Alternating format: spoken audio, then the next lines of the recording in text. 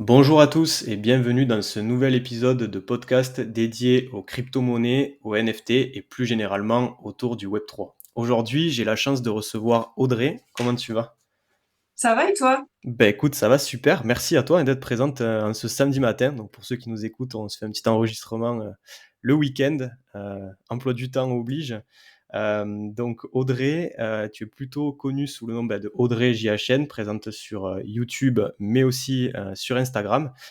Déjà, avant de commencer, pour ceux qui ne te connaissent pas encore, est-ce que tu peux un petit peu nous parler de ton parcours, de ce que tu fais dans la vie et comment tu en es arrivé aussi à t'intéresser aux crypto-monnaies? Bien sûr. En tout cas, merci de m'accueillir sur la chaîne. Ça me fait plaisir de faire un podcast avec toi parce que tu es spécialisé dans tout ce qui est sport et crypto. Donc, c'est vraiment deux domaines qui me passionnent énormément. Donc, moi, c'est Audrey. Pour ceux qui me connaissent pas, comme tu l'as dit tout à l'heure, j'ai une chaîne YouTube et je suis assez présente sur les réseaux sociaux.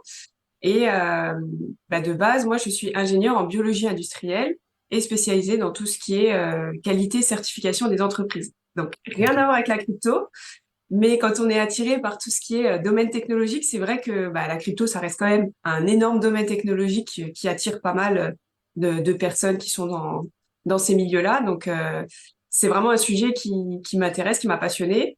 En 2020, j'en ai entendu parler avec tout ce qui était cashback et en considérant que c'était comme un investissement passif, parce qu'en fait, c'était notamment avec la plateforme crypto.com qui proposait des rendements assez avantageux pour les détenteurs des cartes. Et ça permettait d'avoir enfin, un pied dans tout ce qui est crypto. Ok, donc Mm. ça reste quand même assez superficiel. Et les pros crypto diront, mais qu'est-ce qu'elle raconte? Donc c'est vrai que voilà, c'est un pied d'entrée dans tout ce qui est plateforme centralisée. Et ça permet après de s'intéresser à d'autres sujets. Donc notamment entre 2020 et 2022, je suivais de loin tous ces projets-là. Et en 2022, au moment du crash de Terra Luna, c'est là que j'ai lancé ma chaîne YouTube pour parler justement de Terra Luna. Après, tout le monde a connu le crash de Celsius et tout ce qui en a suivi après. Donc, il y avait quand même pas mal d'actualités, pas mal de news et pas mal de sujets à reporter et que j'ai trouvé super intéressant à analyser. Ok. Donc, ouais, c'est comme ça que je me suis lancée. Mhm. Et en fait, en faisant les vidéos, les scripts, etc., et ça, je me suis dit, mais en fait, c'est super intéressant. Et c'est vrai que c'est là que je me suis lancée. Après, j'ai commencé à faire des salons, à rencontrer d'autres créateurs de contenu. Et c'est pour ça que je suis restée un peu dans cet écosystème-là, parce que c'est vrai que c'est très intéressant, que ce soit les projets, que ce soit la communauté qu'il y a derrière. C'est vrai que c'est un milieu très riche, en fait, en professionnel et personnel. OK. Non, mais c'est vrai que c'est super, super intéressant même quand, voilà, quand on crée des contenus ou qu'on fait des podcasts, comme aujourd'hui, ça permet d'échanger avec des personnes, d'apprendre des nouvelles choses et donc même si on essaye de transmettre des éléments, des connaissances, avec ces vidéos, on apprend aussi en même temps, énormément donc c'est top et tu as abordé le sujet de crypto.com, de plateforme centralisée puisqu'effectivement, pour ceux qui connaissent pas, hein, c'est une grosse plateforme d'exchange sur lesquels voilà, vous pouvez avoir une carte qui vous permet d'avoir du cashback, vous pouvez déposer, acheter de la crypto, etc. C'est intéressant parce que oui, aujourd'hui, avec le crash de FTX notamment, la centralisation, ça s'éloigne un peu de l'idée de base des crypto-monnaies et de Bitcoin, mais c'est quand même des plateformes qui ont une grosse force de frappe en termes de marketing, de communication, et donc souvent on en entend parler en premier. Il y a Binance aussi, bien sûr.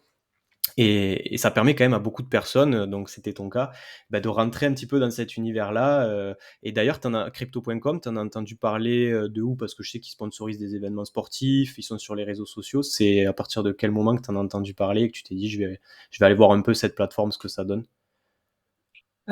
C'était au moment du Covid, en fait, si tu veux. À l'époque, ma situation personnelle faisait que ça pouvait être intéressant de trouver un autre moyen de diversifier ses rendements, ses investissements. Mais du coup, j'en ai entendu parler via d'autres personnes qui étaient intéressées par ce sujet-là. Et du coup, à force d'en parler, effectivement, je me suis dit que ça pouvait être intéressant. Mais c'était quelque chose que j'ai pris, si tu veux, vraiment en mode passif en me disant, ah voilà, je mets tant que je suis prêt à perdre parce qu'il y avait vraiment pas de retour. J'y connaissais vraiment rien en crypto à ce moment-là. Mhm. Donc, il n'y avait pas de choses qui te permettaient de dire, OK, c'est sûr, si je mets tant et tant d'euros sur cette carte-là, ça va se transformer en temps parce qu'il fallait bloquer des CRO, donc c'est toujours le cas maintenant. Mais là, il fallait bloquer un certain montant de CRO pour avoir une carte qui te permettait d'avoir tel ou tel cashback. Donc moi, à l'époque, j'avais vraiment pris la très petite carte, histoire de dire, bah voilà, je mets tant. Si je les perds, bah, c'est pas embêtant en fait. Ça te fait toujours un peu suer de te dire, bon, j'ai perdu une somme d'argent que j'ai investi, mais si, proportionnellement par rapport à ce que tu gagnes et par rapport à ce que tu investis dans d'autres domaines, ça reste quand même, voilà, le risque, il est minime. Donc, OK. c'est vrai que je me suis dit à ce moment-là, OK, c'est bon. Après, bah, il y a eu forcément, bah, en 2021, il y a eu un premier, enfin, pour moi, en tout cas, qui suis rentrée assez tard, il y a eu un premier bull run. Donc là, effectivement, la carte avait été super rentable, parce qu'effectivement, enfin, vu la performance du token à ce moment-là et d'autres aussi, mais vu la performance du token à ce moment-là, bah, je m'étais dit, ouais, bon, c'est bon, du coup, par rapport à cet investissement-là, OK. Et après, ouais, effectivement, bah, j'ai connu crypto.com en premier. Après, effectivement, bah, t'as aussi Binance, enfin, pour pas citer que, en fait, tu as aussi, enfin, Bybit, mais j'en parle pas trop parce qu'ils sont pas enregistrés PSAN, mais tu as plusieurs plateformes qui te permettent de rentrer, bon, on dit centralisé, mais c'est quand même, pour ceux qui s'y connaissent pas trop en informatique et dans la tech, bah, ça reste quand même un très bon moyen de pouvoir rentrer dans la crypto. Après, tu utilises différentes stratégies. Moi, tu vois, je laisse pas grand-chose sur les exchanges. Je rentre, je prends ce que j'ai à prendre, je fais mes trades, etc. Et après, je bloque tout sur mon cold wallet. Donc voilà, je les laisse pas sur ces exchanges-là, notamment avec ce qui s'est passé avec FTX Mmh. en novembre. Donc voilà. Totalement, ouais. Beh, pour ceux, du coup, quand on parle de centralisation, c'est que, c'est comme une banque, en fait, en quelque sorte. C'est-à-dire que si vous achetez, des bitcoins, de l'Ethereum ou une autre crypto, sur, Crypto.com, sur Binance ou d'autres plateformes centralisées comme celle-là, même si c'est très intuitif, bon, déjà, il peut y avoir des frais, hein, donc comparez bien les frais aussi entre les plateformes, ça vaut le coup de se renseigner un petit peu avant. Mais en plus, bah, vous êtes pas réellement propriétaire de vos crypto-actifs. C'est-à-dire que c'est juste que si vous vous demandez à retirer vos fonds de ces plateformes-là, eux, ils s'engagent à vous verser bah, tant de Bitcoin ou tant d'Ethereum. Mais on a eu, comme le cas bah, de FTX, hein, qui était, je ne veux pas dire de bêtises, mais qui était même peut-être le leader mondial à un moment, je pense. Je crois que c'était le deuxième après Coinbase. Ah oui, ou peut-être, voilà, ouais, le deuxième, enfin, c'était une plateforme Le que deuxième, beaucoup de monde donc, utilisait. Et en fait, bah, du jour au lendemain, insolvable, et les particuliers ne pouvaient plus retirer leurs fonds. Donc ce que tu disais, Audrey, c'est qu'effectivement, en termes de sécurité, après, il faut bien gérer ses clés privées, etc. Mais c'est de basculer ses actifs sur ce qu'on appelle des cold wallets. Est-ce que tu peux nous dire, bah, du coup, ce que tu utilises et quel est un peu bah, ce lien que tu fais entre exchange, cold wallet? Est-ce que tu essayes de faire fructifier des cryptos sur d'autres plateformes, d'autres trucs, et puis tu mets quand même une grosse partie en cold wallet? Comment tu t'organises un peu? bah alors, déjà, je sais pas par rapport à ce que toi tu utilises, mais moi j'ai Hot Wallet, Ok. Warm Wallet, donc ça c'est tout ce qui est exchange. Donc forcément, tu vois, par exemple, mon BNB, je l'ai laissé sur Binance et là je le fais fructifier sur les Earn. Mais tout ce Hmm. qui est crypto-monnaie, enfin, autres crypto-monnaies, la plupart sont sur mon cold wallet et j'en ai certains sur mon hot wallet MetaMask. Mais ça, c'est pour plus d'agilité parce que à chaque fois sortir ces trucs du cold wallet, enfin, si tu as certaines choses où tu veux faire des transactions, c'est toujours une étape supplémentaire. Surtout que moi, j'ai pris celle où il n'y a pas de connexion Bluetooth. C'est fait exprès pour que ce soit que sur un device et que du coup, ça soit vraiment plus, pour moi, le plus sécurisé possible. Je mets rien sur le téléphone. Vraiment, je suis en mode un peu psychopathe, surtout pas mes formats sur le téléphone, c'est installé sur un ordinateur, c'est tout. Enfin voilà, je fais en sorte de faire le maximum pour pas me faire hacker et tout ça. Et après, bah, en cold wallet, bah, tu as plusieurs modèles qui existent. C'est vrai que moi, j'ai privilégié bah, l'entreprise française Ledger, mais voilà, c'est pas pour faire de la pub non plus, mais c'est voilà, en termes de budget, enfin, protection, pardon, Non, on est bon. des assets et tout ça.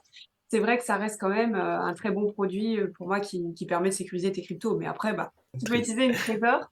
Tu as aussi SafePi Wallet. Enfin, tu as plein de modèles différents qui existent. Tu as aussi Engrave qui fait des technologies qui sont encore plus avancées en termes de sécurité. Mais après, c'est pareil, ça dépend du budget que tu as et de ce que tu veux réaliser. Parce que on va dire, quand tu commences aussi à avoir un certain nombre de crypto-monnaies, de blockchains différentes, de wallets différents, bah, tu dois forcément diversifier tes cold wallets parce que tu vas pas pouvoir utiliser qu'une ledger. Donc, Mmh. voilà, ça dépend de l'utilisation. C'est toujours, tu sais, quand les gens ils te demandent en crypto, tu fais comment? Bah, en fait, la première réponse, c'est bah, ça dépend. Ça dépend, voilà, ça dépend de ta stratégie, ça dépend de comment tu trades, ça dépend de l'agilité que tu as besoin par rapport aux liquidités que tu as besoin. Enfin, voilà, ça dépend de vraiment beaucoup de choses.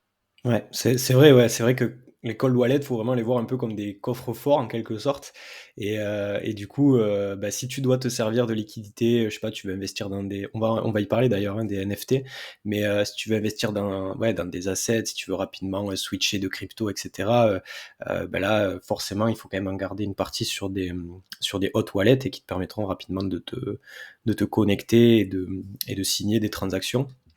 Donc ouais, super intéressant et pour le coup, j'utilise Ledger aussi, voilà, c'est vrai que quand il y a des entreprises françaises qui développent des choses, c'est bon voilà, c'est un peu ce côté, soutenir aussi l'écosystème, français ou francophone donc c'est assez cool.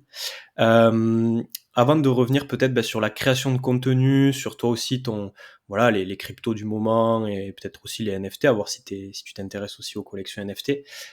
Sur Instagram, pour le coup, tu fais beaucoup de contenu, mais cette fois-ci autour du sport. Et tu Ouais. notamment, j'ai pu voir que tu avais des partenariats avec Prozis, donc compléments alimentaires et aussi, Venom.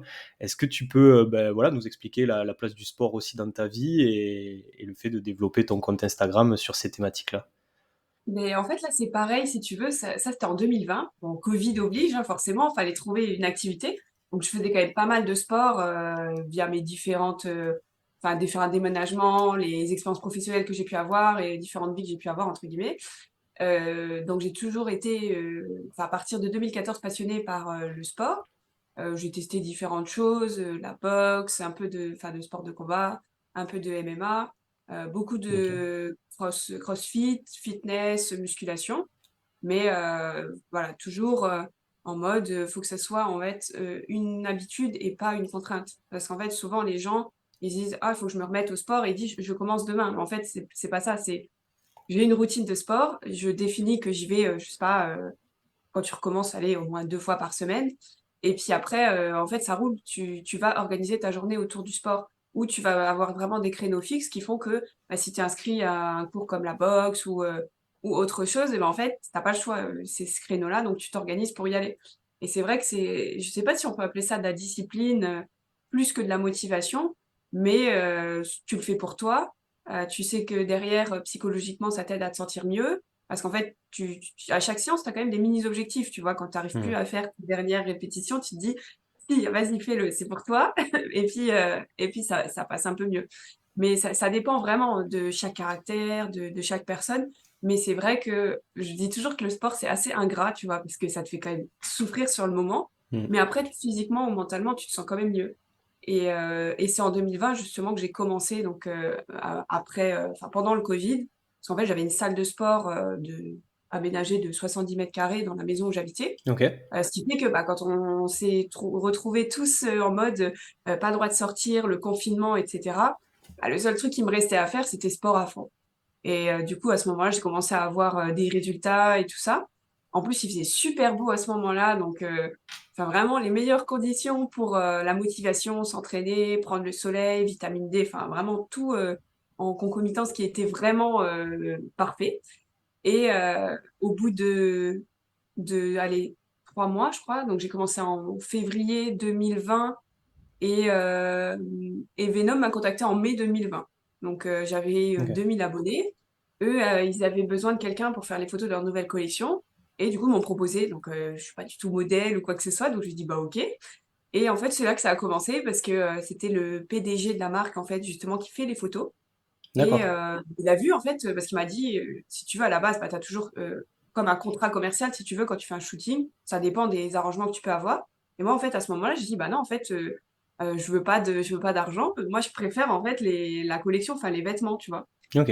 Et en fait, voilà, c'est parti comme ça et en fait, c'est vraiment partenariat historique et du coup, là, je suis encore, enfin, en partenariat avec eux, si tu veux donc c'est sympa parce qu'ils ont vraiment développé une branche femme à partir, je dirais, de 2020-2021-2022 Parce qu'avant, si tu veux, c'était, des collections annexes et Mmh. maintenant ils ont carrément ouvert, des bureaux à Las Vegas pour, développer toute la partie femmes.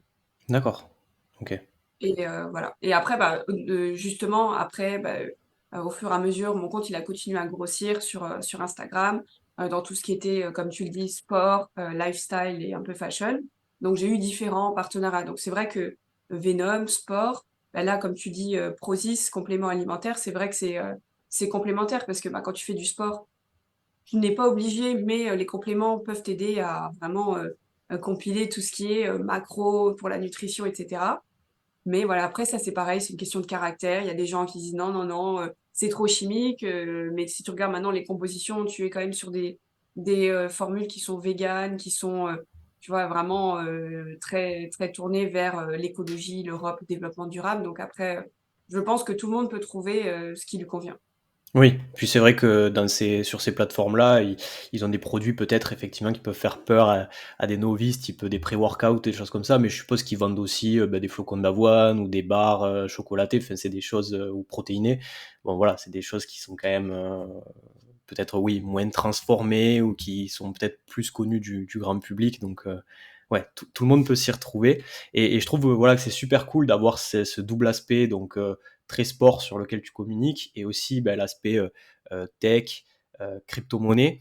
Hem, Comment tu organises un petit peu tes journées du coup entre, bah, peut-être ton boulot, cette partie, création de contenu crypto, et tes investissements crypto aussi certainement et le côté sportif? Parce que je te pose cette question parce que c'est un problème, j'ai l'impression qui arrive, chez ceux qui s'intéressent à la crypto-monnaie et même aux créateurs de contenu. On voit des posts passer un peu sur Twitter où, c'était des personnes qui avant étaient peut-être un petit peu sportives ou pas forcément, mais qui en tout cas, avaient un train de vie plus actif et finalement, quand ils sont arrivés dans le Web3, ben, ils sont arrivés en mode full PC toute la journée, créer des contenus en plus, ben là, comme actuellement, on est assis, voilà, on enregistre, après on fait du montage, des trucs, et qui du coup se disent, ben là, au niveau même ouais, mental et tout ça, je me sens pas au top, quoi. J'ai pas trop d'énergie et tout. Et du coup, toi, comment tu arrives à concilier un peu tout ça? Ça peut donner des idées justement à ces personnes pour trouver un équilibre de vie. Alors après, c'est comme tu dis, ça dépend du caractère. Tu as des gens qui vont être plus du matin, tu as des gens qui vont se lever plus tard et qui vont se coucher plus tard. Moi, j'essaye vraiment d'avoir, tu sais, comme le trilemme de la blockchain, les 3 facteurs pour le sport, tu vois? C'est sport, nutrition et sommeil. Et honnêtement, j'arrive jamais à avoir les 3. Tu vois? Je fais toujours le parallèle avec la blockchain, mais le plus important, bah, c'est le sommeil, en fait, et c'est ça le plus dur parce que quand tu es toujours sur les écrans, sur les ordinateurs, à penser à pas mal de choses en même temps, moi, je sais que j'ai du mal, en fait, à dormir, en fait, mes 8 heures, donc je dors pas du tout 8 heures. Mmh. Pourtant, je sais que je suis quelqu'un qui a vraiment besoin de dormir, mais pour l'instant, j'essaye vraiment de m'organiser pour essayer d'optimiser ça. Mais je commence ma journée par le sport, en fait. Comme ça, au moins, c'est fait et OK. après je peux continuer le reste et c'est pour ça que je me lève un peu plus tôt pour faire le sport. Donc je me dis: «Bah, au moins, je suis fatiguée, je donne pas autant de performance que si jamais je faisais mon sport un peu plus tard et tout ça, mais au moins, j'ai quand même fait du sport» et du coup, j'essaye d'en faire 5 à 6 fois par semaine pour compenser, si tu veux, le fait que, bah, en termes d'intensité et de performance, c'est pas, ce que je pourrais avoir si je le faisais, à midi ou l'après-midi. Mmh. Mais le soir, plus d'énergie du tout pour faire ça, donc pas la peine. En plus, les salles, elles sont vraiment, bondées. Il y a énormément de monde à ces horaires-là. Le matin très tôt, il y a pas grand monde, donc il y a du monde quand même, c'est là que tu vois les gens qui sont motivés, mais il y a pas autant de monde que tu pourrais avoir, sur le reste de la journée quand les gens commencent à se réveiller, quoi. Mmh. Et D'accord. c'est vrai que je fais ça. Après, pour l'instant, enfin, je suis sur d'autres projets, ce qui fait que j'ai un peu ralenti tout ce qui était contenu, pour mes médias, que ce soit pour Instagram, YouTube et cetera, mais ça va reprendre, donc ça va reprendre, fort. Mais voilà, pour l'instant, je suis un peu, sur pas mal d'autres projets, donc ce qui fait que, j'ai un peu ralenti là-dessus. OK. Bon, quand même, voilà, tu parlais de routine, réussir à construire une habitude, donc pour toi, c'est les matins, voilà, 5 à 6 fois par semaine et ça te permet comme ça de trouver un bon équilibre, donc ça peut donner des idées effectivement, pour ceux qui nous écoutent, parce que les 2 sont pas incompatibles. Tu nous parles de nouveaux projets, du coup, super intéressant, ça fait le lien avec ma prochaine question. Est-ce que déjà tu peux nous en révéler, peut-être? Peut-être qu'il y a de la confidentialité ou des choses que tu veux pas annoncer tout de suite. Mais s'il y en a, voilà, est-ce que tu as des idées de projets ou même d'événements sur lesquels tu serais présente? Ça peut donner aussi de l'inspiration pour ceux qui nous écoutent et pour aussi pouvoir suivre tes actualités. On mettra d'ailleurs tous les liens de tes réseaux en description, donc n'hésitez pas à les creuser. Bah, après en projet, on va dire, si je vais un peu réorganiser la manière dont je fais le contenu, en essayant d'avoir un format un peu différent Ok. pour réaxer sur d'autres choses. Parce que c'est vrai qu'avec la loi influenceur, on n'a pas encore de retour de savoir vraiment, ce qu'on peut dire, ce qu'on peut pas dire, pour rester, si tu veux, dans le cadre de la réglementation. Parce qu'en fait, un truc, assez, basique, si tu moi je suis rémunérée par YouTube entre guillemets, tu vois? Par rapport au nombre de vues. Oui. Ce qui fait que dans tous les cas, peu importe les projets que je vais présenter, c'est de la promotion indirecte, puisque je touche quand même quelque chose pour une vidéo qui va m'apporter des vues. Donc très particulier parce que si tu regardes un peu le type de contenu que je fournissais, j'étais sur, la présentation de projets, où justement j'étais pas, sponsorisée par le projet, mais je parlais du projet parce qu'en fait, j'avais investi, dans telle ou telle technologie et je trouvais important de partager en fait ce feedback-là. Et c'est vrai que quand tu regardes un petit peu ce qui se passe, tu vois même, les tout ce qui est top 5 et tout, c'est très limite, on est quand même sur du conseil en investissement, on est sur des choses qui sont très, très borderline. Donc c'est vrai que je fais attention à tout ça et j'essaye en fait de vraiment, partager quelque chose où c'est totalement irréprochable et où tu peux pas te dire, «Ouais, c'est tendancieux, il y a quelque chose». Même si effectivement, je pense que ils vont aller d'abord regarder, les plus gros influenceurs avant de regarder les plus petits, enfin moi Hmm. je me place sur un créneau qui est micro-influence si tu veux, j'ai 5 000 abonnés, donc ça reste quand même, très restreint, mais tu touches quand même certaines personnes, tu vois? Donc après à voir aussi comment ça se passe par rapport à tout ça parce que on va dire la période là, elle est assez creuse. Il y a pas mal de petites news, le marché, enfin, notamment avec le procès qu'il y a eu contre, Ripple, où il y a quand même une victoire déjà de leur côté par rapport au fait que le juge a décidé que ce n'est pas une securities sur une partie de ce qu'ils ont réalisé comme, je crois que c'était sur la levée de fonds. Donc tu vois, enfin, il y a quand même des choses qui avancent, mais j'avoue que j'attends un peu d'avoir plus de recul par rapport à toutes ces décisions qui ont été prises, au niveau cadre réglementaire parce que je pense que ça peut être compliqué de faire, tel ou tel type de vidéo. Hmm. C'est vrai que ouais, c'est compliqué.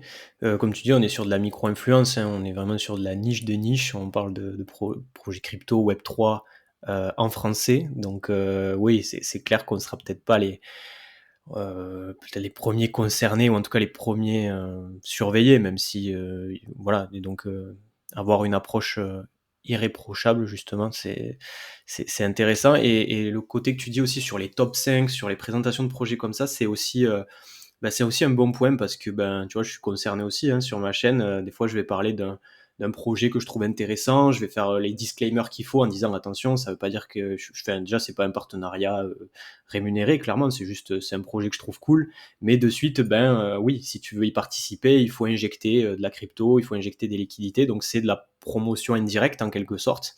Et ouais, et la loi influenceur, c'est quand même assez flou encore, je trouve. Et je sais pas, tu vois, si ce genre de contenu passerait ou pas. Parce que, ben, moi je trouve ça intéressant quand même malgré tout si tu vois des initiatives, des trucs qui sont assez sympas, bah, de pouvoir en parler librement sur YouTube, tu vois. Enfin ouais, mais peut-être que c'est border quoi, donc c'est à C'est c'est creuser. c'est exactement ça, je suis totalement en phase avec ce que tu dis, ouais, c'est ça. Ouais, ouais, tu vois, je me dis, je sais pas, même des mecs qui font des dégustations produits, tu vois, est-ce que ça veut dire que c'est de la promotion indirecte parce qu'ils disent ouais, c'est super bon ce produit là quand je suis en train de le goûter, alors que le gars il est juste en train de tester des produits random, il n'y a pas d'argent derrière ou quoi. Est-ce que là, tu tombes sous la loi influenceur ou pas? Ouais, j'avoue que c'est à creuser. S'il y en a qui ont un peu plus d'infos là-dessus, n'hésitez pas hein, à nous dire des éléments en commentaire. Ok, ok, ça marche. Et d'un point de vue projet, parce que ça aussi, c'est des questions qui se posent souvent sur les créateurs de contenu Web3. Donc, il y a oui, faire des nouveaux formats de vidéos, etc.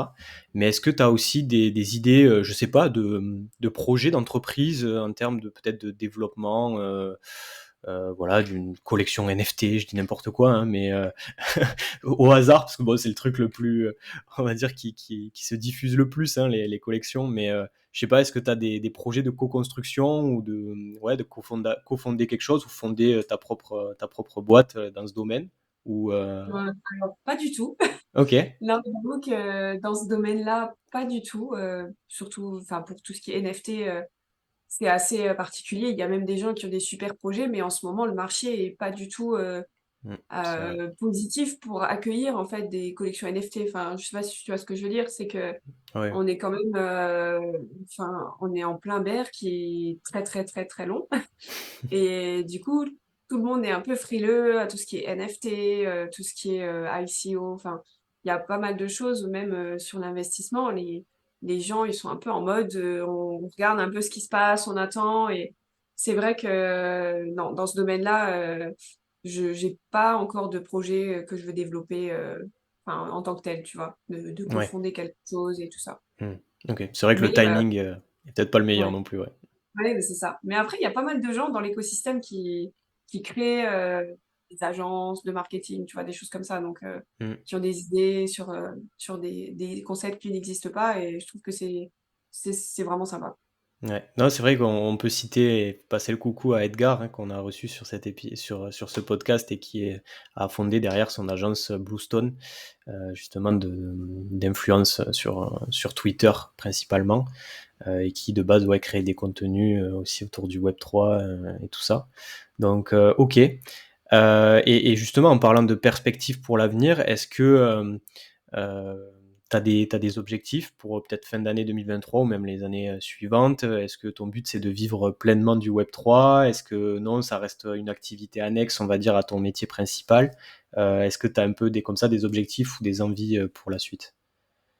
Alors ça serait plus vraiment à long terme, parce qu'en fait, là, sur le court terme, j'ai pas mal d'autres projets.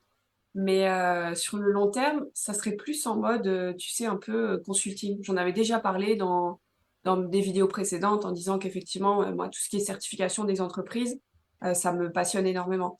Et c'est vrai que tout ce qui concerne, bah, la cybersécurité, c'est quand même un métier, à part et si tu pas ingénieur informaticien, entre guillemets, tu vois, si tu pas développé, fait du code et cetera, en fait, tu peux pas accéder à ce type de métier. Donc Mmh. et ce type de formation. Donc là, pour l'instant, j'ai pas le temps de refaire un master, tu vois, en C'est informatique et tout clair. ça. Mais sur le long terme, c'est pas quelque chose que enfin, c'est quelque chose justement que je garde en tête de me dire, «Je vais trouver le bon moment pour faire ça», parce que je suis sûre qu'il y aura, de la demande sur tout ce qui est, certification pour, les normes, de la protection des données informatiques, tu vois, sur tout ce qui est, enfin, je sais pas si tu en as déjà entendu parler, mais tout ce qui est, ISO 27001 et 002. Et Mmh. je pense qu'avec, tous les règlements qui vont arriver, genre MiCA et cetera, je au de plus en plus, ils vont obliger les entreprises à se certifier selon ces référentiels. D'accord. En fait, je fais le parallèle, si tu veux, avec mon milieu de prédilection qui est, dispositifs médicaux. C'est ce que l'Europe a fait, si tu veux, ils proposent des certifications qui sont, sur la base du volontariat, qui donnent un gage de qualité à l'entreprise et en 2017, ils ont dit, «Bon, bah, maintenant, tout le monde a créé, on va dire, son entreprise qui, développe, enfin, fabrique ou distribue du dispositif médical.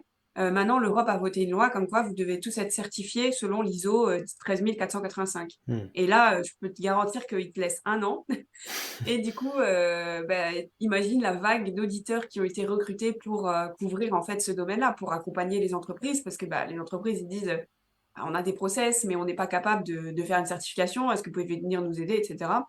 Et tu vois, c'est un peu dans ce domaine-là que moi j'interviens.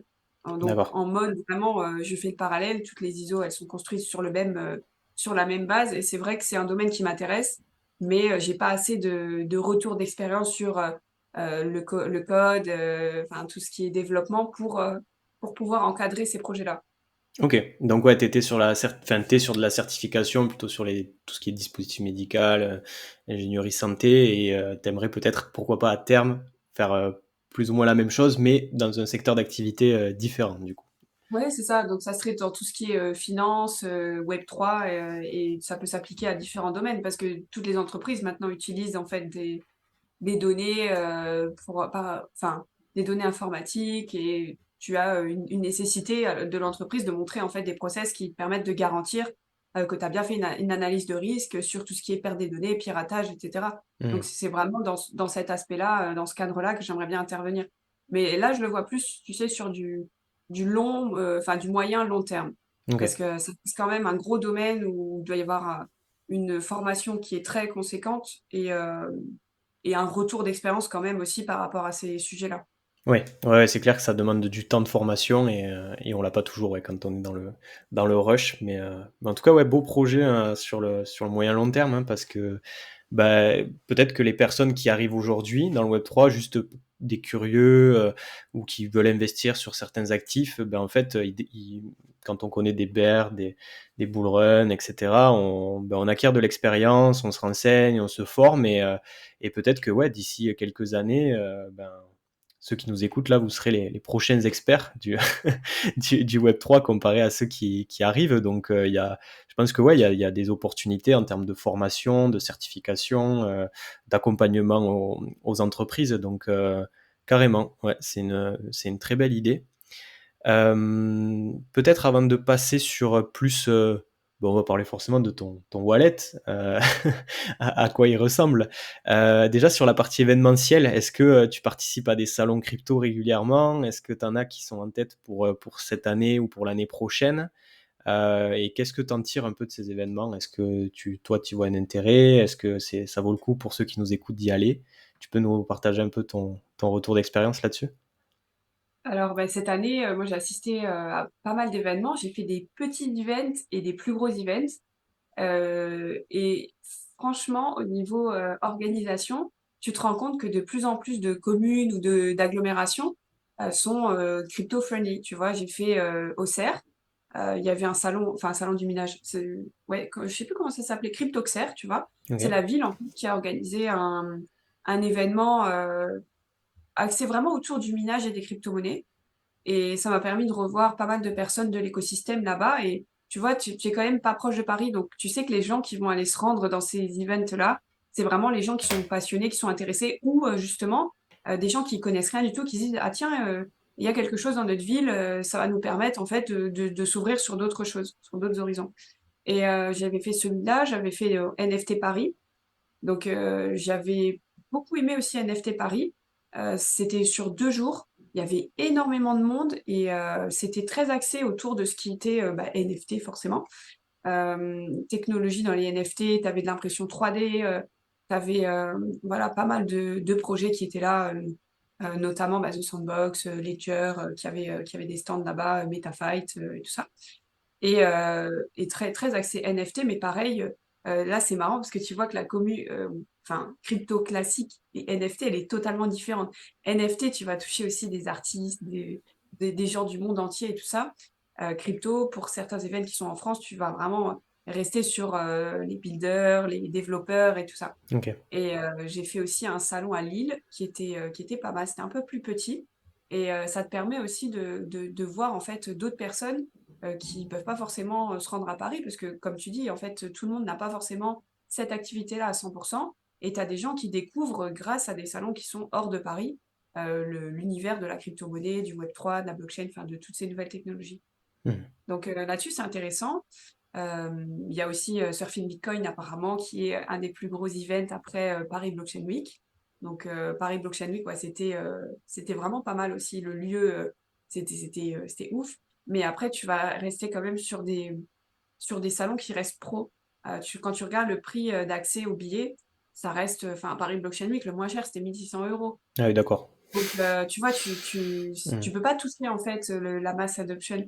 Par contre, tu vois, c'était à Auxerre, c'était, 30 € l'entrée. Donc tu peux très bien te dire, «Bah écoute, j'ai rien à perdre, je vais découvrir, je vais regarder, je rencontre des gens, tu discutes, tu fais du networking et tout ça». Donc pour, les gens qui soit sont intéressés par le milieu, soit qui le connaissent pas encore, ça reste très abordable. Lille aussi, c'était pas cher en fait, donc tu restes quand même sur des petits events, mais qui permettent, l'accès justement au plus grand nombre. Que, NFT, tu étais déjà, je crois, à plus de 300 € le billet.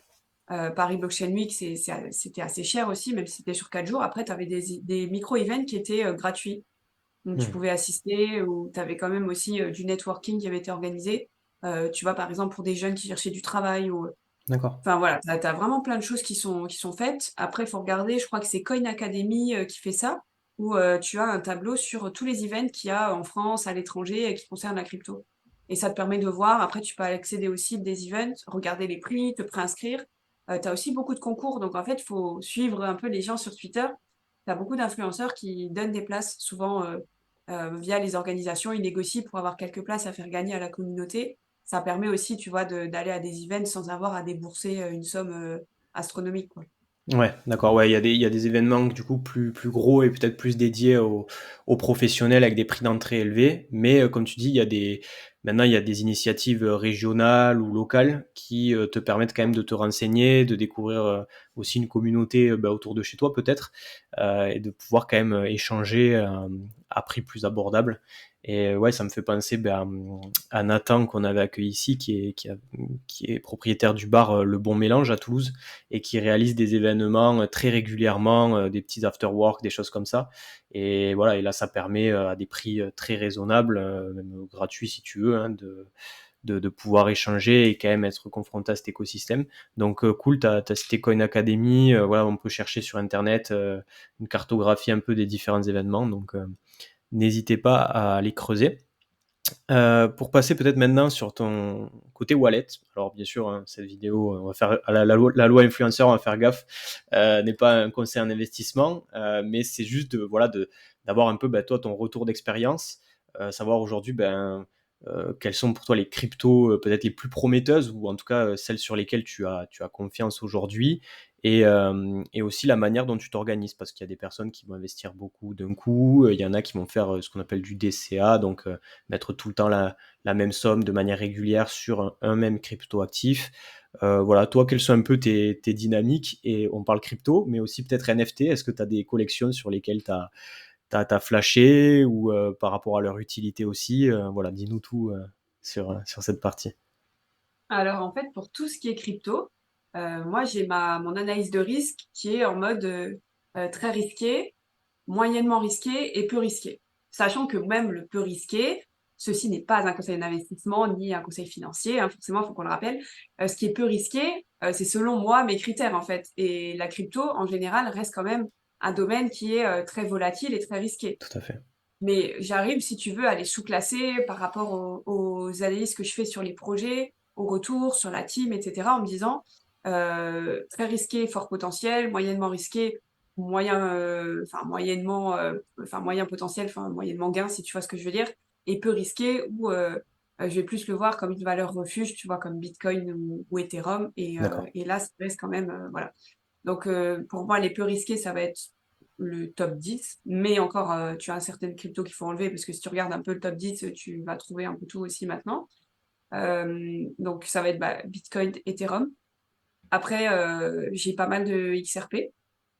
J'ai Ok. un peu misé sur le procès, à l'époque, donc ça m'a fait plaisir de voir, que la crypto est quand même pas mal remonté. J'ai pas tradé dessus parce que je me suis dit, «Ouh là là, on sait pas, enfin, comment ça va se passer». Puis moi, je suis pas une grosse tradeuse, tu vois? Donc j'ai pas la connaissance du marché pour me dire, voilà, je vais lancer des trades. Moi, je trade sur le long terme, tu vois? C'est vraiment de l'investissement pur. Hmm. Je vais pas, placer de l'argent ou parier sur la hausse ou la baisse puisque j'ai vraiment pas de connaissances dans les marchés, donc voilà. Ça serait plus de la chance ou du coup de poker, un peu comme le casino. Donc pour moi, trop risqué de faire ça, tu vois? Ok. Donc Bitcoin et Ethereum, ouais, effectivement, en DCA. Après XRP, bah, c'était une partie que j'ai achetée, à l'époque. Gala, j'ai pas mal de Gala, donc c'est tout ce qui est écosystème play to earn. Donc avec, Gala à la fois, la crypto-monnaie et des NFT. Qu'est-ce que j'ai d'autre? Le Ternoa, c'est une technologie que j'adore. Enfin, tout ce qui est concept de NFT encapsulé, je trouve ça génial en fait pour tout ce qui est descendance entre guillemets. Parce qu'à l'heure d'aujourd'hui, tu as les notaires pour la finance classique, mais pour tout ce qui est finance décentralisée, comment en fait tu vas dire si jamais j'ai un accident, je décède ou quoi, je veux que ce soit un tel qui C'est possède mes vrai. clés personnelles. Hmm. Vu la sécurité que tu dois avoir avec tout ça, bah, en fait, si tu donnes tes clés personnelles à quelqu'un, ça veut dire que tu as un risque qu'un jour la personne, elle se retourne contre toi et elle pirate ton wallet ou elle, fasse une erreur de sécurité derrière, tu as quelqu'un qui a accès à ces clés-là. Donc, tu vois, tu as un système finalement technologique qui te permet de dire, j'encapsule une donnée sous forme de NFT sécurisé avec des conditions. Le jour où ces conditions sont réalisées, bah, le NFT peut s'ouvrir. Et du coup, tu peux mettre ce que tu veux dedans. Je trouve ça génial. Qu'est-ce que j'ai d'autre encore? Bah, j'ai un peu de BNB, Mmh. beaucoup de Chronos de l'époque. Qu'est-ce que j'ai? Je réfléchis encore. Bah, pas mal de NFT justement, donc NFT comme je te disais pour les play to earn, qui ont une OK. utilité dans les différents jeux qui ont été développés par, Gala Games. Après, bah, pas mal de on dit des PP, tu vois? Mais, voilà des JPEG, où là, je me suis enflammée, mais, je les garde pour l'instant, pas vendus, pas perdus, mais je me dis que la vague des NFT sur, tout ce qui est vraiment, artistique, elle est passée. Donc, à mon avis, je vais pas en récupérer, grand-chose, mais, voilà. Et non, sinon NFT, j'avoue, j'ai acheté, à un moment donné et après j'en ai plus pris. OK. Ouais, tu fais un focus peut-être plus crypto-monnaie aujourd'hui, Ouais, c'est ça. OK, et quel est ton avis sur les NFT, communautaires? Donc, on peut distinguer, effectivement les NFT artistiques, les NFT, utilitaires qui vont te permettre d'avoir des fonctionnalités, comme tu disais, dans un jeu vidéo ou sur une application, enfin voilà, qui vont te donner accès à certaines fonctionnalités. Et puis il y a les NFT, communautaires. Par exemple, bon, il y a des créateurs de contenu qui peuvent lancer leur collection pour donner des avantages à ceux qui les écoutent et qui les suivent. Ça peut être aussi les crypto-masques, par exemple, tu vois, je pense à des communautés comme ça. Quel est ton avis un peu sur cette troisième typologie, on va dire, de NFT? Bah, moi, je trouve que c'est bien d'avoir d'autres utilités pour les NFT parce qu'en fait, à l'heure d'aujourd'hui, c'est très peu exploité. Tu es juste sur, en gros de l'art, des play to earn et voilà, avec de l'utilité. Mais les NFT, pour moi, ils sont pas exploités encore, on va dire au niveau de la technologie que ça peut donner, c'est pas encore exploité comme il faudrait. Donc je trouve ça génial, tu vois? Même les Soulbound tokens, c'est un peu le même principe. Tu peux pas le vendre, tu peux pas le transférer, ça t'appartient à toi uniquement et je pense que tu imagines même pas tout ce qu'on peut faire avec, quoi. Comme moi, je l'imagine même pas. Mmh. Tu te dis: «Waouh, ça c'est puissant, c'est une base de choses qu'on peut développer derrière» et oui, pour l'instant, c'est encore trop jeune pour, développer ça. Parce qu'en fait, tu restes quand même sur un milieu, pour l'instant, actuellement, à l'heure d'aujourd'hui, un milieu très spéculatif. Les gens, ils sont là pour faire un fois 100, un fois 1000 et tout. Donc maintenant, tu vas leur proposer un NFT qui est utile, mais qui rapporte pas d'argent. Bah, derrière aussi, comment le projet, il va se rémunérer, c'est quoi son business model, comment il fait de l'argent et tout. Puisque, si tu veux pas le transférer et pas le vendre, bah, il y a pas de valeur marchande derrière, il y a pas de transaction. Donc, comment, le projet se rémunère? Enfin, tu vois, il y a plein de choses où je me dis: «C'est bien, mais, on n'a pas encore le modèle économique pour développer tout ça» et Mmh. du coup, bah, tout ce qui est NFT communautaire, moi, je trouve ça génial, en fait. Après, c'est pareil, bah, comme c'est sur la blockchain, tu peux avoir des gens qui nuisent à une communauté qui vont pouvoir quand même se procurer le NFT. Enfin, tu vois, tu as plein de choses, en fait, tu pas de limite parce que tu peux pas dire: «Ah bah non, toi, je te le donne pas ou tu me le rends» ou voilà.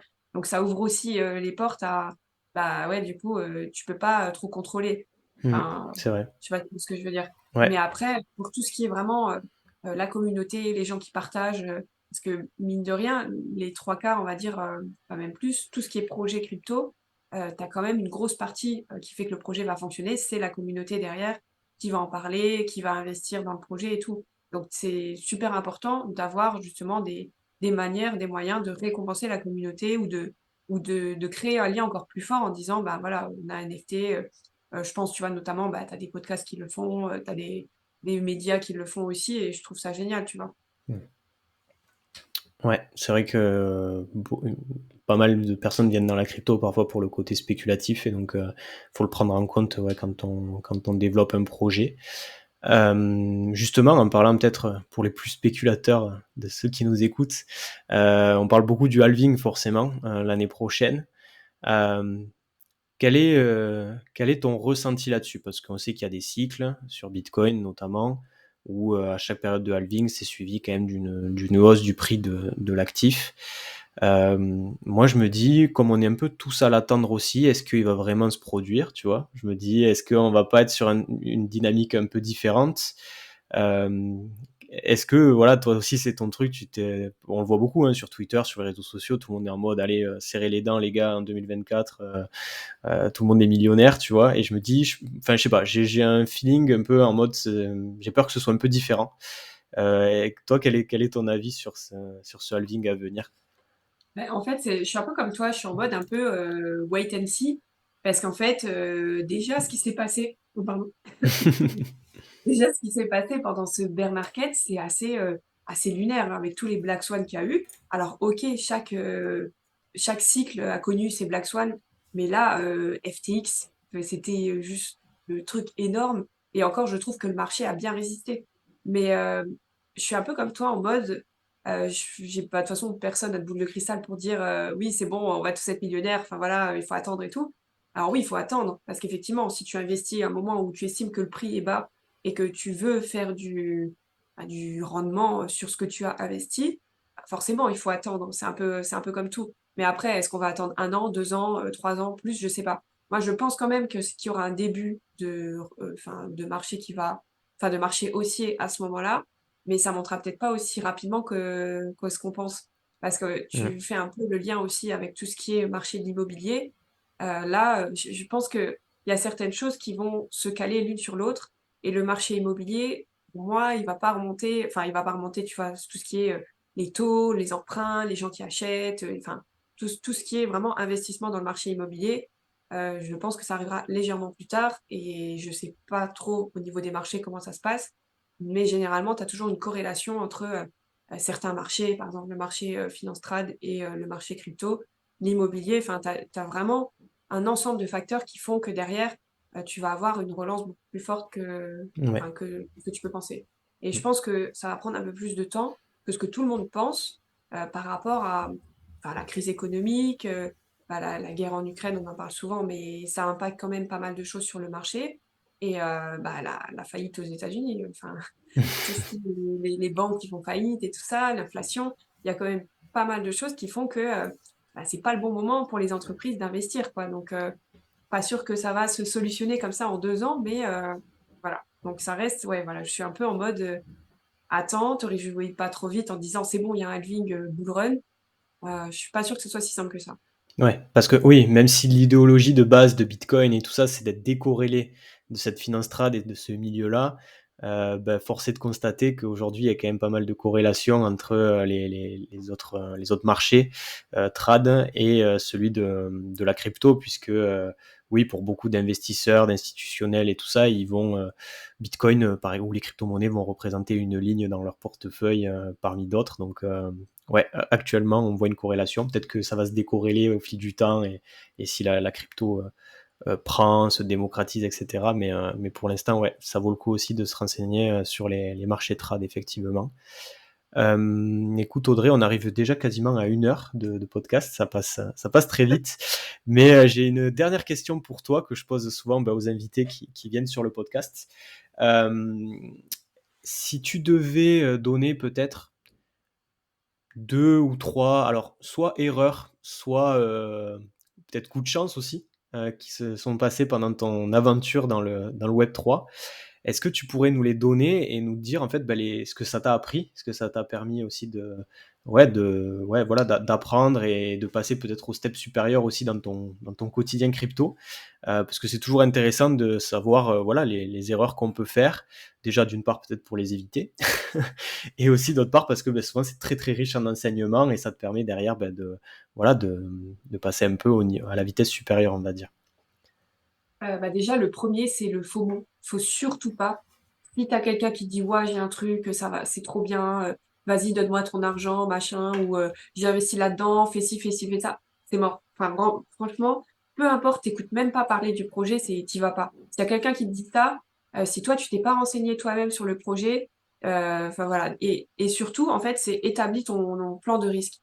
Ne va pas investir de l'argent que tu as besoin.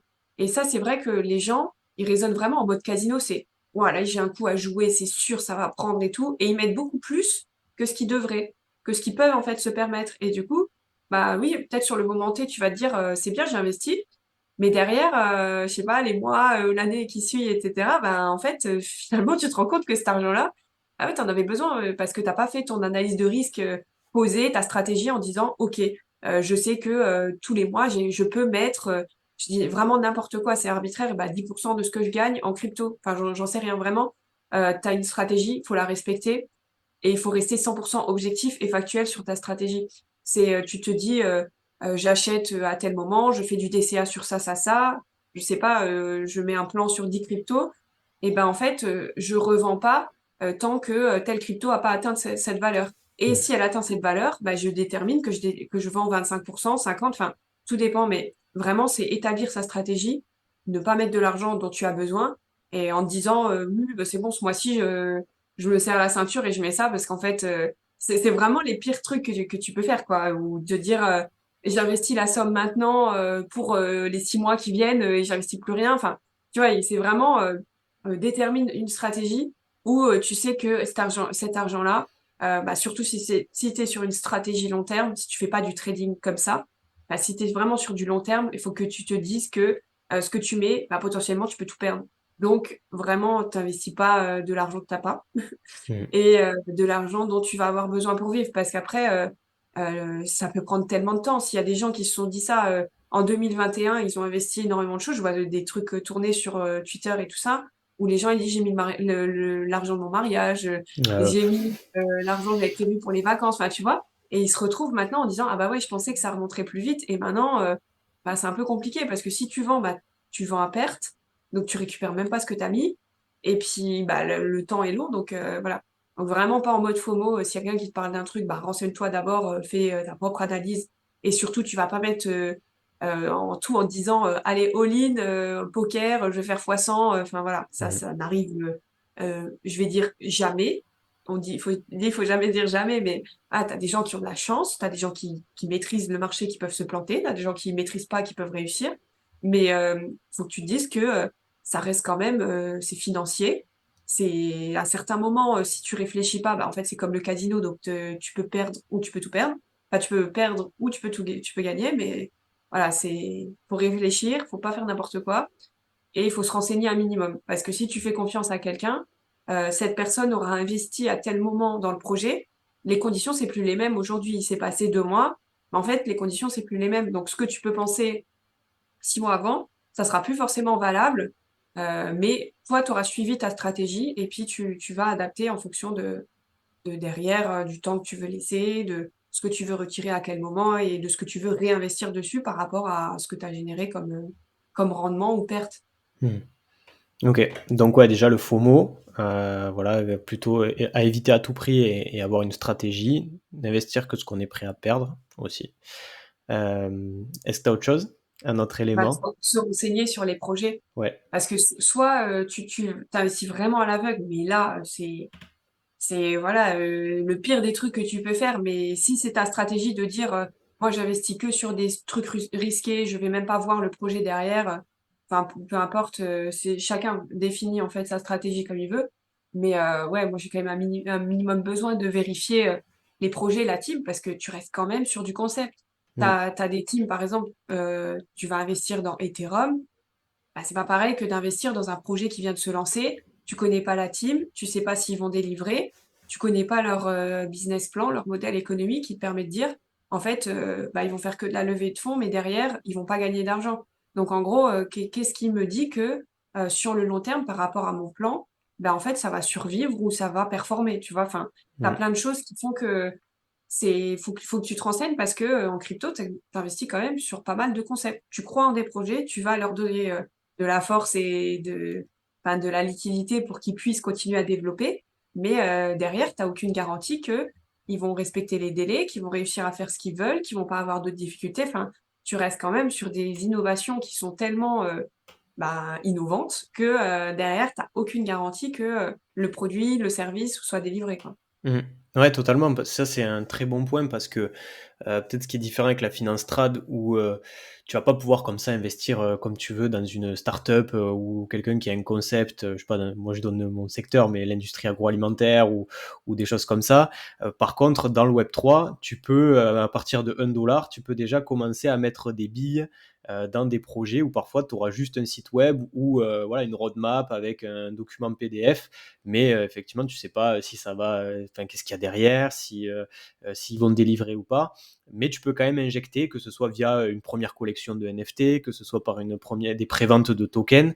Et donc là, il faut vraiment faire attention parce que, comme tu l'as dit, le secteur des crypto-monnaies et des NFT, c'est un secteur qui est très volatile, qui est très risqué de base.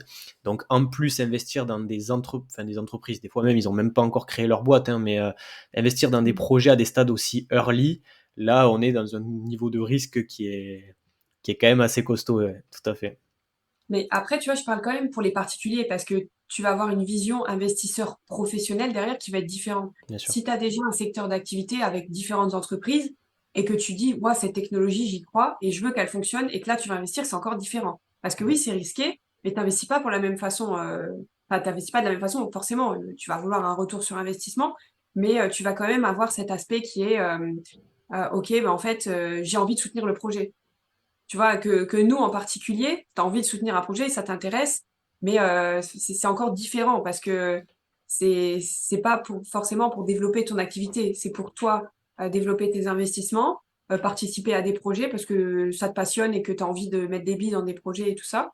Mais c'est encore un peu différent de l'investisseur professionnel. Je sais pas si tu vois ce que je veux dire? Enfin, pour Ouais, moi, ouais, faut différencier ils ont ces pas les 2 mêmes gestes. objectifs, la même vision, que le particulier, ouais, ouais, carrément. Et même chez les particuliers, on a vu qu'il y avait différents profils. Tu as ceux qui sont très spéculatifs et que, voilà, s'ils achètent un NFT ou du token, c'est pour, espérer une certaine plus-value derrière. Et puis tu as ceux qui vont être, par exemple, plus sur du communautaire ou, qui, adhèrent peut-être à des valeurs d'un certain projet et que, en fait, leur investissement va être une forme de soutien ou d'appartenance, en tout cas, dans ce projet-là, sans forcément chercher de la plus-value, court terme ou même moyen terme, quoi.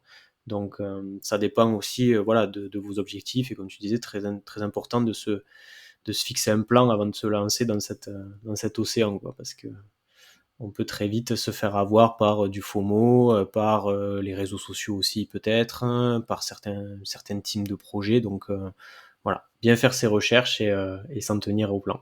OK. Bon, mais C'est ça. c'était des super conseils. Bah, écoute, merci beaucoup Audrey, pour ton temps aujourd'hui. Je vais mettre tous tes réseaux en description, donc n'hésitez pas, hein, à aller checker, à aller soutenir, son travail et puis, voilà, pour suivre aussi, bah, les nombreux projets, que tu as annoncés dans ce podcast. On a hâte de voir ce que ça va donner et au plaisir, bah, écoute, de se voir à un événement ou à une autre occasion. Ça marche. Bah, merci en tout cas de m'avoir reçu sur la chaîne, c'était très sympa. Avec plaisir, bah, écoute, à bientôt. Ouais, à bientôt. Salut.